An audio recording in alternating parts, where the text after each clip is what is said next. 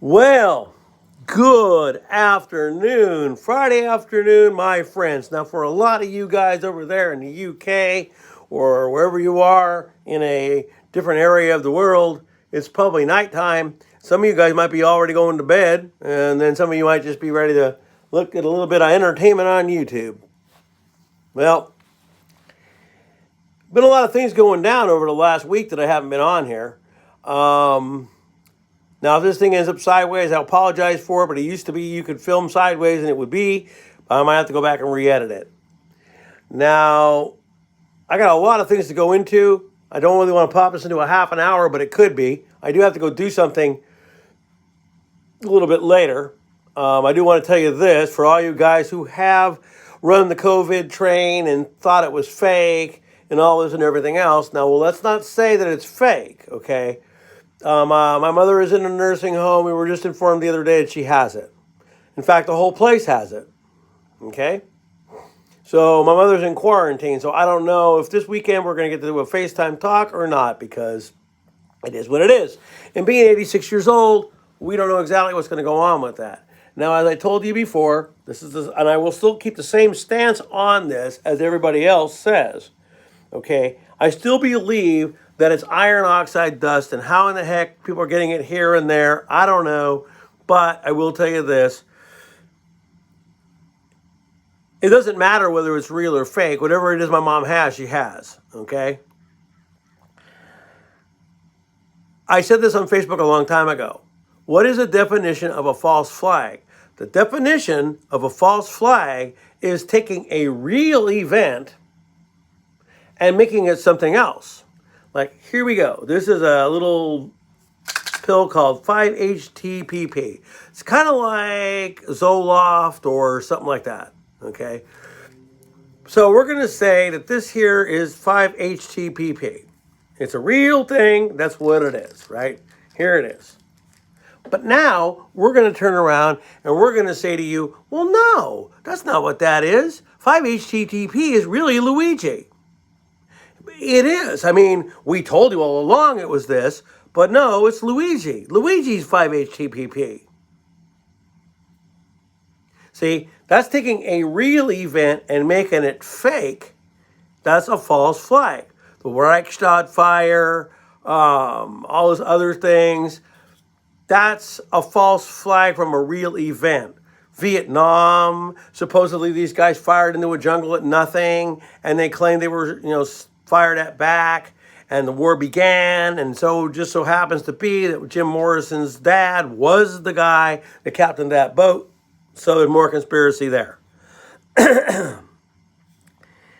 So what I'm trying to get at is taking a real event as COVID, real, and making it into other things. Like I just read, there's this place in America where they don't want you to go with county to county without your papers, please, and show who you are and where you are, and you're this and you're that. And everybody who is very scared of COVID thinks it's all good. So, two things. One was the chip. Everybody was saying, no, we don't want that chip. So what do they want to do? They want to have you get the vaccine, put a QR code in your phone. Then when you go somewhere that says, well, you better have this or you're not doing this, you're going to show the QR code. Oh, you have it. Now you can come on in. Now, to me, that's not the exact mark, because the real mark has to be in you. So, would I go as far as to maybe carry that QR code in my phone? Maybe, if I got the vaccine. Because I can use that phone anywhere I want to. Never have it on me again. See what I'm saying? But a chip would remain in you. So, but then again, you have to get the vaccine.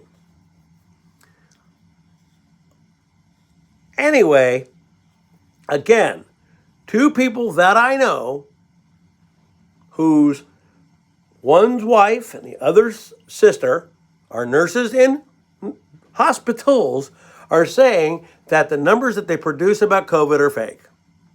They're real cases, but the numbers that they're putting out are not real. That's what they're saying, okay? So we'll give a phony number. Say I say there's 100,000 cases of COVID in this county. There could really only be 2,000 cases of COVID in this county. That's still bad, but the 100,000 gets you to freak out and go, oh my God, I can't do anything, and I can't go there, and I can't go here, and I can't go there.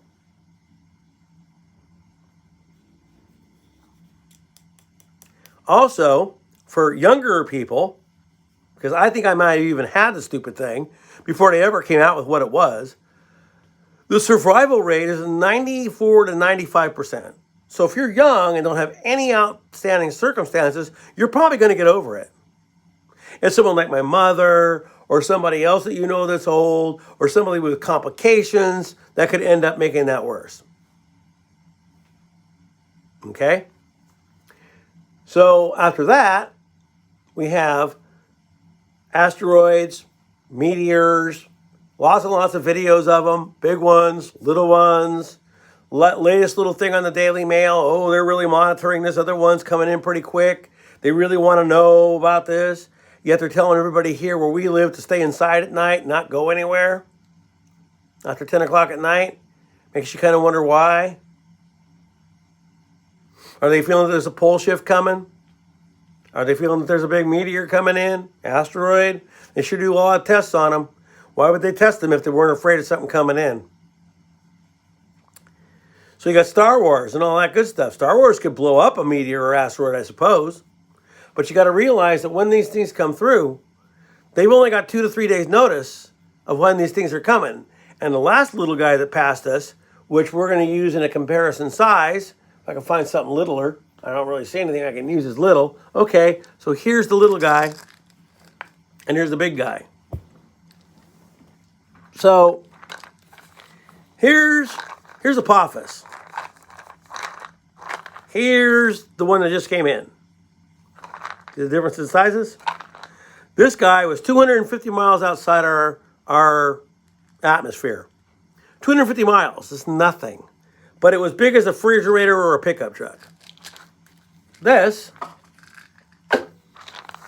is huge. This is a big old boulder that's huge. Big. Not as big as the moon, but not little like Pluto. Well, maybe not that little either. But it's still not little. It's big enough that if it went boom and hit us, there'd be an effect.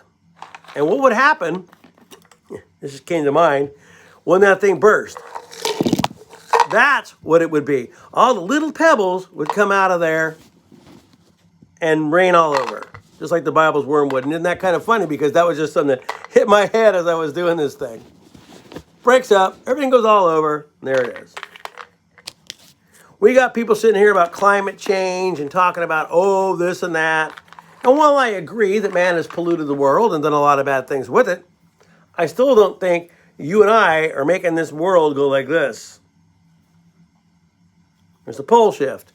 Michio Kaku, the Japanese guy with gray hair, who came out and told everybody about Yellowstone and said it was imminent, and it still hasn't happened yet. And then talked about pole shift. The real guy, the real science guy, and Neil deGrasse Tyson talking about rocks, telling you about the threats from space, like Reagan talked about. Those are real. So, is the government telling you? Well, in a way they're telling you. Because what are people doing? They're going to the store, they're hoarding, they're stocking up, they're getting lots of paper and lots of food and lots of supplies and lots of water in the guise of a flu, which is supposedly really bad. But that's better than not doing anything, because if you do nothing and something goes down, you're not going to be ready for anything. You know, I have a little generator over here I need to plug in and charge again. But everything else I have, I'm pretty much set and ready to go. In fact, I'll show you this. You guys could get one of these. This was not very expensive. I bought it at Home Depot. Okay? This right here, this little gizmo here, it might still be charged enough to use. But this right here has jumper cables on it. Okay? I didn't fold them up right. It has one of these that can go in. I think I got a plug here somewhere for it. Yeah, down here at the bottom, there's two USB ports. One here, and a plug-in. Okay? I think this thing might still be okay. If I check its battery, it says the battery's good. It says my battery is green and lit. See? See? Little green light. Okay? So it's also got a light on it. See? Got a light. And in the back here, we have a compressor. Oh, that might not work. That might... There it goes. See? And that would blow up a bike tube or whatever. This thing didn't cost me much. This was only like $50 at Home Depot, and I bought this a long time ago. Anyway, this is one of the things that I bought to keep prepared. Now, I should just carry this in my car, so I always have it. I have a couple old ones that don't work too well, but this one right here is pretty good. It wasn't very much. I mean, it's made by Black & Decker. The 750 amp peak battery, 120 pound PSI air compressor. It has 200 watts of AC power, and it has 2.1 amps of USB power. So you could charge your phone. I need to turn it off again. And that turns on the USB, a little green light there. Anyway, so that's one of my little preparedness gadgets that I actually have never shown. Okay? So, and I even have a backpack that's got a little solar guy on the back, which would charge something. And I've got a few solar chargers too anyway. So as long as you have all that stuff, you're probably pretty good. But I wanted to come on here and talk about COVID and, you know, is it fake? Well, no, I don't believe it's fake. But are the numbers real? I'm not so sure. It looks like Australia's gone 28 days now without it again. But here in America, of course, it's bad, it's bad, it's bad. But then right after our election, what happens? Oh, we got a cure. People taking the vaccine going, oh, I don't know, man. This has got some kind of effect to it. And they don't want to use it. They don't want to take it. So, I don't know. But all I'm telling you is, and now I'm going to tell you another thing.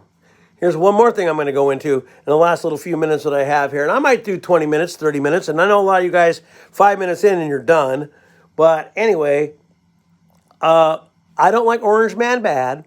And I don't like Sleepy Joe either.